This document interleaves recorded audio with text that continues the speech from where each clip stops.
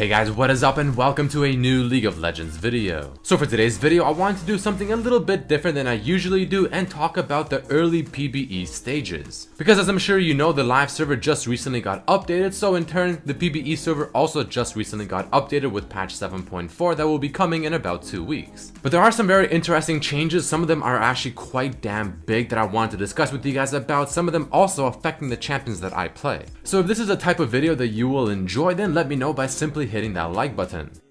But let's not waste too much more time and get right into the first change that I want to talk about, which is going to be to Blade of the Ruined King. So this is a very solid item on champions like Zed, champions like Aurelia, even maybe some ADCs like Ezreal, maybe even Corki in certain instances. And all in all, Blade of the Ruined King is a staple item. However, Riot is essentially just flat out changing the way it works. So first we have the very basic information where the AD has been increased from 25 to actually 45, which is quite good. However, the attack speed has been lowered by 15%, the lifesteal has been increased by 5%, the minimum damage on hit has been increased from 10 to 15, but here's where things get a little bit wonky. The active effect of Blade of the Ruined King is probably one of the main reasons you would ever even want to buy this item because of how useful it is, slowing the opponent, giving you movement speed, giving you life back, dealing a lot of damage. Well, now you can pretty much scrap all that because the active effect now only is just slows. It doesn't do damage, it doesn't heal you whatsoever, so essentially the part that deals 10% of the target's maximum health as physical damage and heals you for that same amount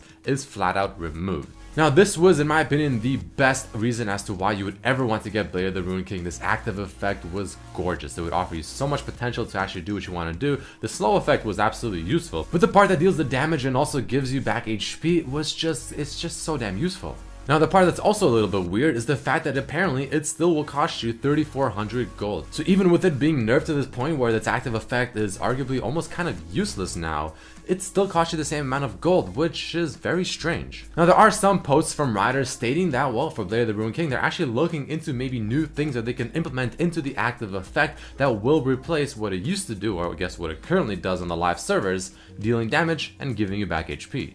Now according to Riot, they're doing these changes to Blade of the Ruined King because they want the item not only to fit more into on-hit focused builds, but they also want this item to be more tempting to buy at the earlier stages of the game, hence the change from lowering the attack speed, but in turn increasing the on-hit damage and also increasing just the flat amount of AD it offers. So let me know down below in the comments what you think about these changes happening to BorK and what you think the active effect should be on the item itself, and also whether or not you still think the item should cost you 3,400 gold, assuming that there is no extra new active effect added and it only just slows, which feels very lackluster.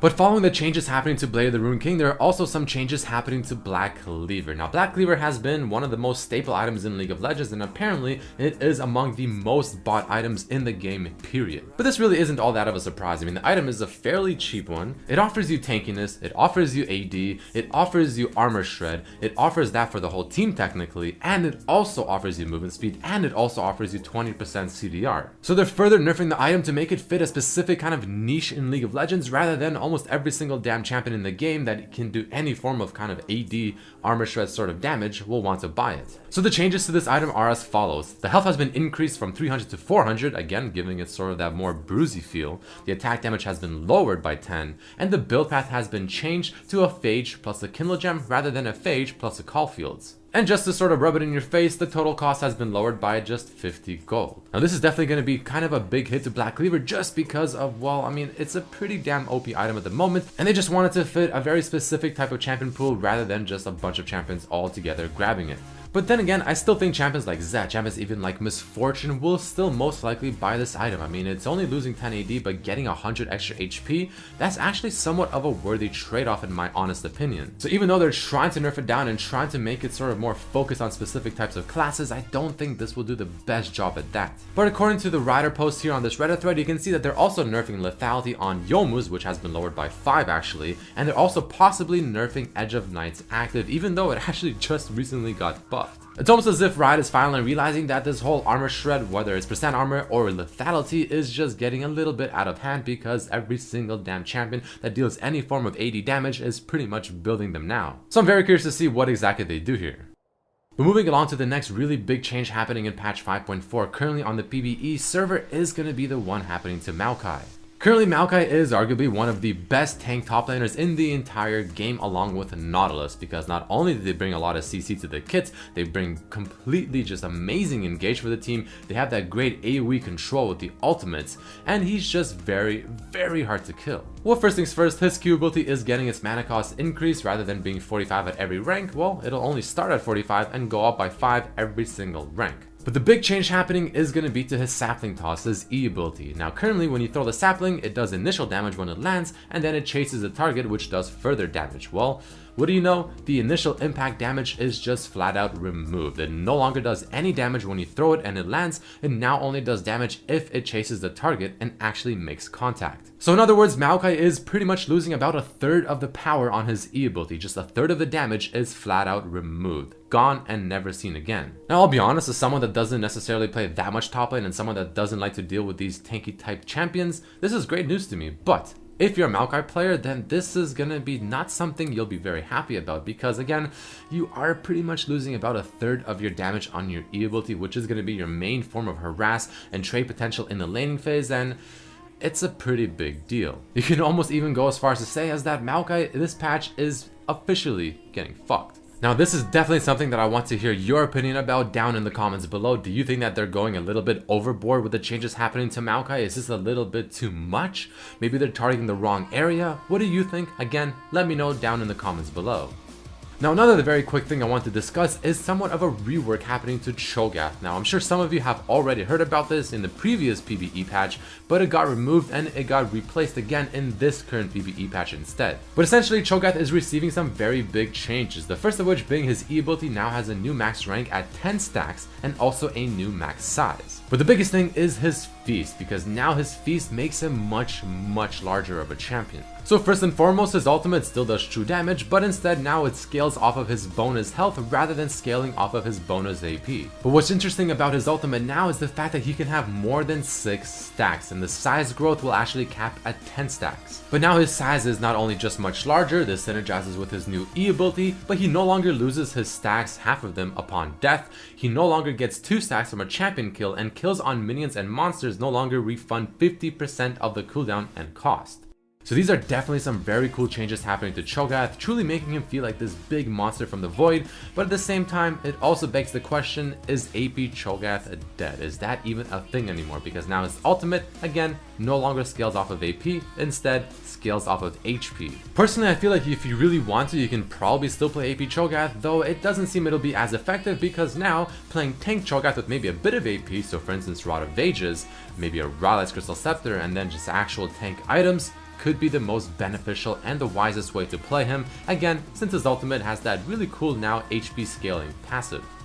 But enough talking about champions, because there are also some very big changes happening over in the mastery trees, specifically the ferocity and the cunning tree, and even more specifically the ones that offer you more damage. For instance, in tier 4 of ferocity, bounty hunter, the one that increases your damage for every unique champion you've killed, well, it's been lowered from 1.5% all the way down to 1%, so it can only go up to a maximum of 5% increased damage, rather than obviously the old one giving you a potential total of 7.5. Following this, double-edged sword, which is the one that increases your damage but makes the damage you take even higher, has been changed from rather than giving you 5% increased damage and 2.5 additional damage taken to 3% damage increase, but taking 1.5% additional damage instead. Now the reason according to Riot that they're doing all of this to all these kind of damage amplification masteries is the fact that they feel like these masteries have been kind of a little bit too impactful as the game has progressed and the game and the meta has changed. So they want to sort of do these under the hood changes or nerfs, not necessarily something that's going to affect a very small amount of champions, but something that will affect a large amounts of champions, because even tanks will also take these masteries because it just works on them fantastically, and honestly sometimes it makes them do a little bit more damage than they probably should. But continuing on, battle trance also has been lowered its effect from 5% over 5 seconds to 3% over 3 seconds. I do not mind the battle trance nerf all that much, because now it only takes 3 seconds to reach its maximum potency rather than waiting 5 seconds. I mean, sure, you're getting less of it, but you're also not having to waste as much time to get the full effect. Following this, they're also touching a couple of things in the cunning tree, specifically in tier 3, Merciless. The one that almost every single damn champion takes because it's so damn useful. Well, now instead of dealing 5% extra damage to champions below 40% HP, it's only gonna be 3. Now this one's somewhat of a decent hit, and I understand why they're doing it. I mean, they want tanks to not really have to be doing this much damage for absolutely no reason. But at the same time, it will also affect the champions that actually want to make use of this properly in the way that they should. So it's kind of like a give and take, which kind of sucks for the champions that I personally like to play, but it's also good to slowly bring down the tank meta and not make them deal just this abundance of damage. And the final nerf in the masteries is going to be Meditation, where the effect has been lowered from 1.5% at rank 5 to 1.25%. Not the biggest thing in the entire world, so there's not much else to say. But either way, guys, I mean, that is about it for this video. There you have it, some very big changes, especially happening to Blade of the Ruined King, even Black Cleaver, and also we have some changes happening to Youmuu's, we have some changes happening to potentially Edge of Night, and also MAOKAI is getting the piece of blank stick. I mean, he's getting hit pretty damn hard. Again, please let me know if you enjoyed this type of video by hitting that like button, and if you want me to continue doing these sort of very early analysis and patch rundowns of the fresh new patches that hit the PvE server. Make sure to share this with your friends so everyone else knows exactly what's happening to all of these champions and items. But I thank all of you so much for watching, and I hope to see you for my next video. Peace.